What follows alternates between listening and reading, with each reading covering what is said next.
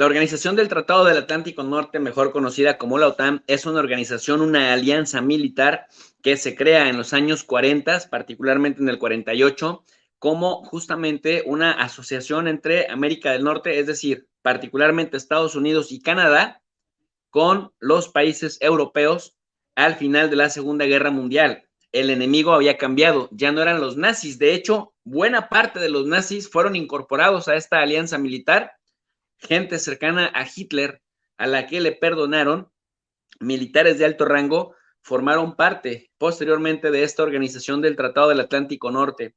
La finalidad era que esa alianza militar neutralizara, que balanceara la relación de fuerzas contra Rusia, particularmente contra Moscú, y luego desde Moscú contra toda la Unión de Repúblicas Soviéticas Socialistas, que en ese momento era el otro significativo.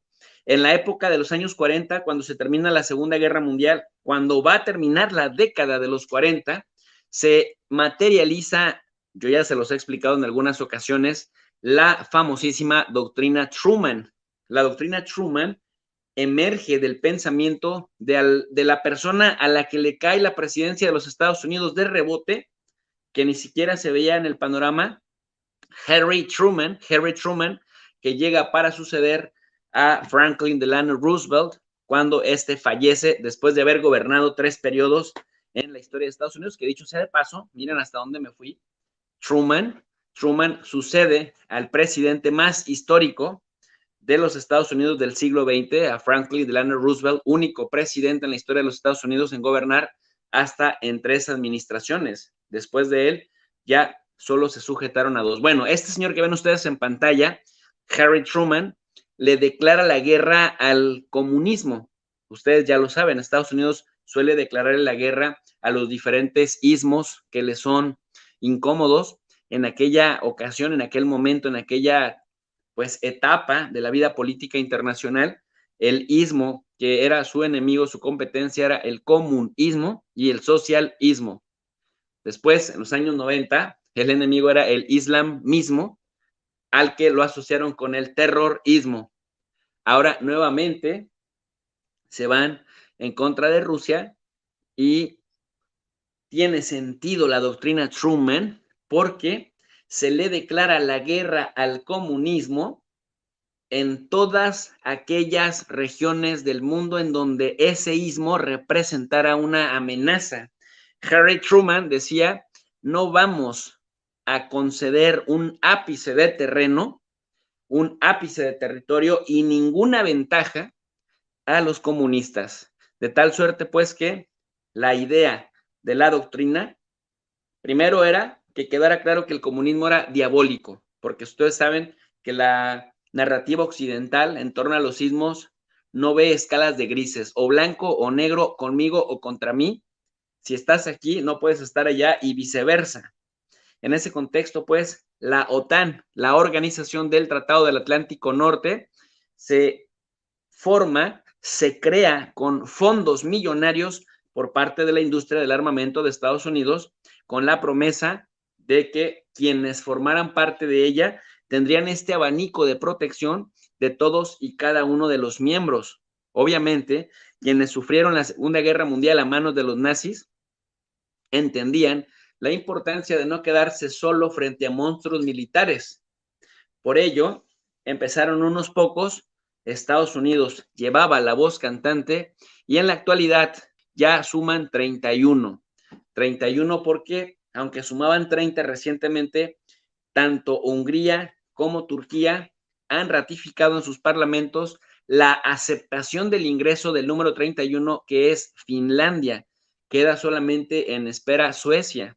Y en ese orden de ideas, pues, la OTAN había flaqueado, pero la promesa de la OTAN era la materialización de la doctrina Truman, 1948, y hay un artículo muy importante, el artículo, y no me crean a mí, pueden ustedes irlo a googlear, pueden ustedes irlo a investigar, es el artículo 5, la carta fundacional de la Organización del Tratado del Atlántico Norte, por eso Atlántico Norte, no Atlántico Sur, ni Atlántico del Meridiano, Atlántico Norte, además con ese sello occidentirracista. No los países pobres, no los países en desarrollo, los ricos, adinerados, desarrollados. Ese artículo 5, ¿qué dice a la letra? Miren ustedes, si están tomando nota, aquí mi bella esposa, inteligente por cierto, nos lo pone que quede visible. Vamos a ponerlo en toda la pantalla para que quien esté tomando nota lo pueda notar.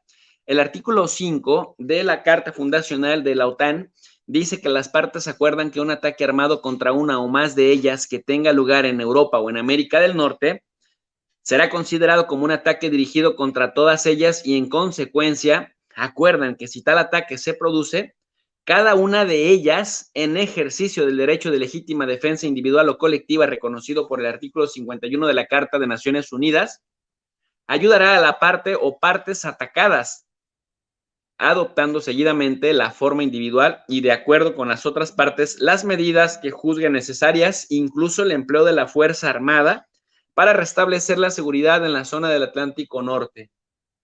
Cualquier ataque armado de esta naturaleza y todas las medidas adoptadas en consecuencia serán inmediatamente puestas en conocimiento del Consejo de Seguridad. Estas medidas cesarán cuando el Consejo de Seguridad haya tomado las disposiciones necesarias para restablecer y mantener la paz y la seguridad internacionales. Bueno, este artículo se ha hecho muy famoso por dos razones, porque nos ha permitido indagar y conocer justamente cómo se mueve la OTAN, qué pasaría en caso de que uno de los miembros sea atacado y por qué la importancia de que, por ejemplo, países como Ucrania o países como Finlandia o Suecia, en el caso de Finlandia, fronterizos con Rusia, tengan un pie dentro de la OTAN, que es el caso de Ucrania, y otros como Finlandia que ya tengan los dos pies dentro de la OTAN y a lo que se pueda tener, no solamente Rusia, sino cualquier otro país que tenga un problema. Por ejemplo, miren, profesor, ¿cuáles podrían ser? España contra Marruecos, Argelia contra Francia, el mismísimo Turquía contra Grecia, siendo que los dos son miembros de la OTAN. También podríamos tener el caso de Irán contra Israel, pero maestro, Israel no está en Europa.